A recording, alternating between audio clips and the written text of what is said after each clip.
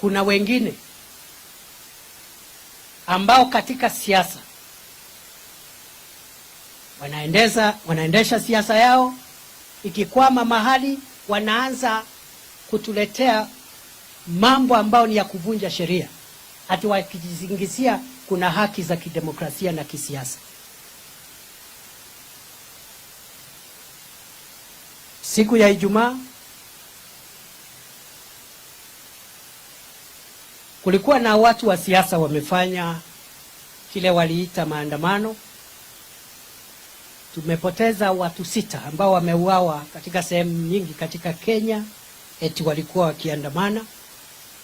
Tuko na maofisa wa polisi pia ambao waliumizwa na mawe ambao walipigwa nao na wananchi ambao walikuwa wanasema wanaandamana.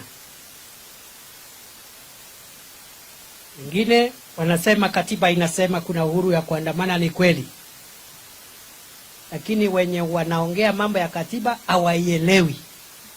Mimi naelewa hiyo katiba kuliko hao waungwana. Iko right.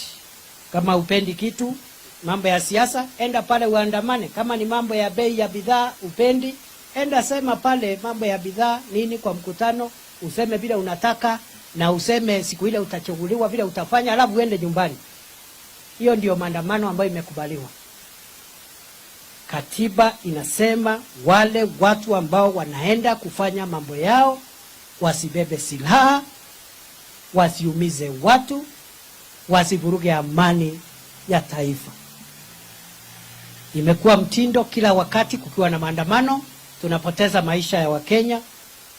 Saa ingine tunaumiza polisi, wengine wamekufa katika ile maandamano ya Februari, tulipoteza afisa wetu wa polisi.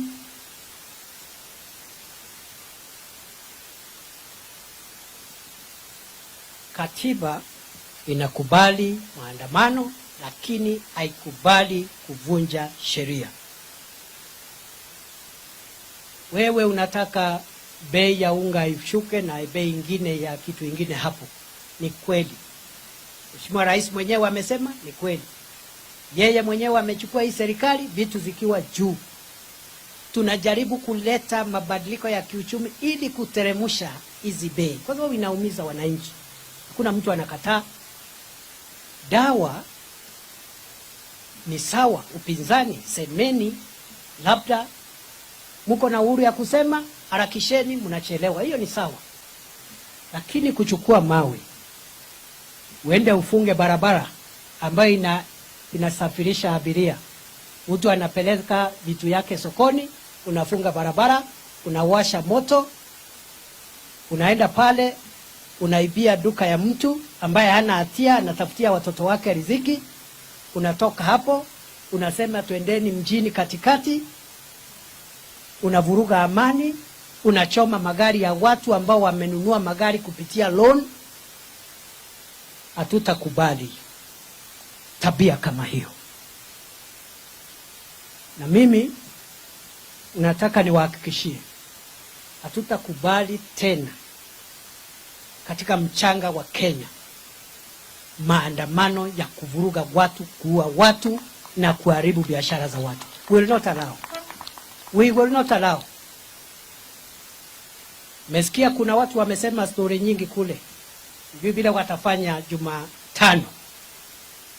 Mkuje asubuhi tukutane.